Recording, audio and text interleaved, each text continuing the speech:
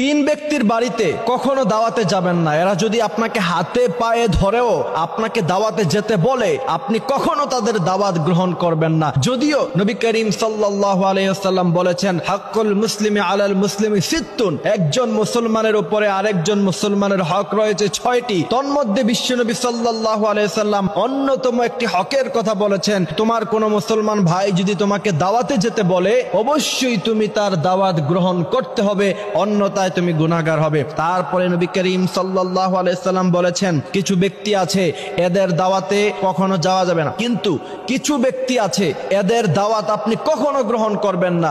মনে রাখবেন, কিছু কিছু সময় নিজের ব্যক্তিত্ব ধরে রাখা আপনার জন্য অত্যন্ত গুরুত্ব, এবং আপনি যদি মান সম্মান নিয়ে সমাজে বাঁচতে চান, যদি আপনি চান যে আপনার একটা সম্মান থাকুক সমাজের মধ্যে, তাহলে অনেক সময় নিজের ব্যক্তিত্ব ধরে রাখতে হয়। এই তিন ব্যক্তির ঘরে আপনাকে যদি পায়ে ধরেও আপনাকে দাওয়াত দেয়, আপনি কখনো তাদের দাওয়াত গ্রহণ করবেন না। প্রথম নাম্বার হচ্ছে যারা খাবার খাওয়ার পরে খোঁটা দেয়। কিছু মানুষ আছে দেখবেন, দাওয়াত দেওয়ার সময় অনেক অনুনয় বিনয় করে আপনাকে দাওয়াত দিবে, তারপরে যখন আপনি তার ঘরে খাবার খাবেন অথবা তার দাওয়াতে অংশগ্রহণ করবেন, পরবর্তীতে আপনাকে খোঁটা দিবে। কিছু বন্ধু বান্ধব এমন আছে, খাবারের সময় খাওয়ায় কিন্তু পরবর্তীতে অনেক খোঁটা দেয়, যে আমি তো তোর আজীবন খাওয়াই আসছি। এই সমস্ত যারা খোঁটা দেয়, নবী করিম সাল্লাল্লাহু আলাইহি ওয়াসাল্লাম সবচাইতে বেশি তাদেরকে অপছন্দ করেছেন। সুতরাং খাবার খাওয়ানোর পরে খোঁটা যারা দেয়, তাদের দাওয়াতে কখনো অংশগ্রহণ করবেন না। এরা যদি হাতে পায়ে ধরেও আপনাকে তাদের দাওয়াতে অংশগ্রহণ করতে বলে, তারপরেও যাবেন না। সেখানে আপনার ব্যক্তিত্ব আপনি ধরে রাখবেন।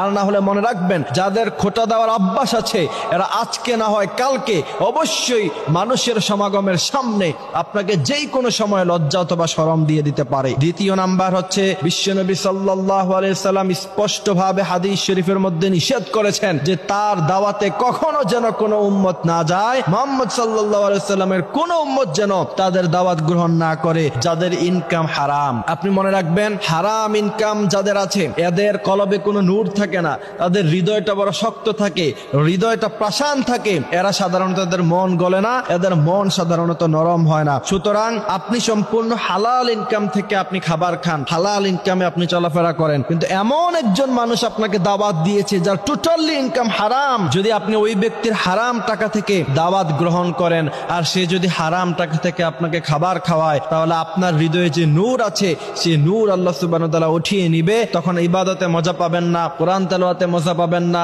নামাজ রোজায় মজা পাবেন না। সুতরাং এই ব্যক্তির দাওয়াতও গ্রহণ করা যাবে না। তৃতীয় নাম্বার হচ্ছে, এমন ব্যক্তি যারা আপনার সামনে ভালো কিন্তু পিছনে পিছনে গীবত করে, যদি আপনি জানেন, তাহলে এমন ব্যক্তির দাওয়াত কখনো গ্রহণ করবেন না, এমন ব্যক্তির বাড়িতে আপনি কখনো যাবেন না। প্রিয় ভাইয়েরা আমার, আল্লাহ নবী সাল্লাল্লাহু আলাইহি সাল্লাম সবকিছু শিক্ষা দিয়েছেন। কিভাবে পার্লামেন্ট পরিচালনা করতে হবে সেটাও নবী করিম সাল্লাল্লাহু আলাইহি সাল্লাম শিখিয়েছেন। আবার কিভাবে সমাজ পরিবর্তন করতে হবে, ব্যক্তি জীবনে কিভাবে আপনি মানুষের সাথে কেমন আচরণ করবেন, কার দাওয়াতে যাবেন কার দাওয়াতে যাবেন না, বিস্তারিত আলোচনা নবী করিম সাল্লাল্লাহু আলাইহি সাল্লাম করে গিয়েছেন। সুতরাং আমরা যদি নিজের সম্মান নিয়ে সমাজে বাঁচতে চাই, অবশ্যই তিন ব্যক্তির বাড়িতে কখনো দাওয়াতে যাওয়া যাবে না।